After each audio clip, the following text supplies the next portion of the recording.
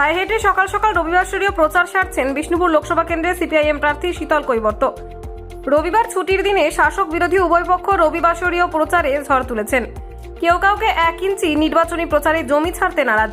সেই মতোই বিষ্ণুপুর লোকসভা কেন্দ্রের সিপিআইএম প্রার্থী শীতল কৈবর্ত পাত্রসাহের ব্লকের নারায়ণপুর পঞ্চায়েতের বিভিন্ন প্রান্তে দলীয় কর্মী সমর্থকদের সাথে নিয়ে পায়ে হেঁটে রবিবাসরীয় প্রচার সারছেন।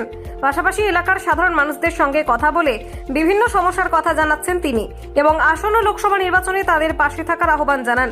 পরে সাংবাদিকদের মুখোমুখি হয়ে রাজ্যের শাসক দল এবং কেন্দ্রের বিজেপি সরকারকে তীব্র কটাক্ষ করেন শীতল কৈবর্ত। তিনি বলেন, রাজ্যের শাসক দল এবং কেন্দ্রের বিজেপি দেশের মানুষের ক্ষতি করছে। এ রাজ্যের শাসক দলের 12 বছর এবং কেন্দ্রীয় বিজেপির 10 বছর মানুষ দেখেছে। এরা শুধু নিজেদের এবং কর্পোরেট সংস্থাগুলিকে নিয়ে ভাবছে, এরা মানুষের কথা ভাবে না।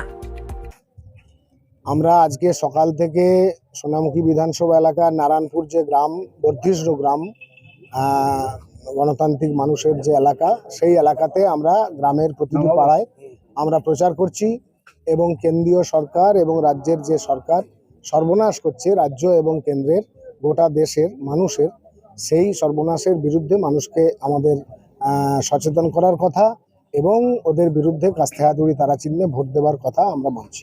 মানুষের সারা কেমন পাচ্ছেন?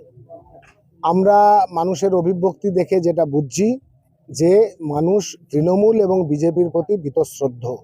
10 বছরে বিজেপি সরকার, 12 বছরে তৃণমূল সরকার।